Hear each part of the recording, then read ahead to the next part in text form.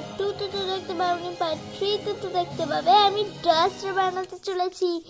চলো চলো চলো চলো, আসো আসো দেখে যা। এই দেখুন, এইটা কাঠিটা দাও গো তাড়াতাড়ি।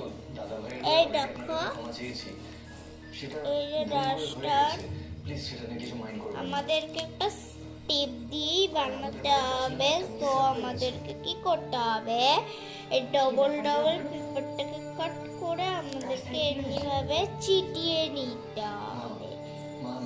ওকে, সো আমি এর জন্য একটু ফেভিকল, এই দেখুন গাইস, আমি ফেভিকল দিয়ে চিটিয়ে ডাস্টার রেডি হয়ে গেছে।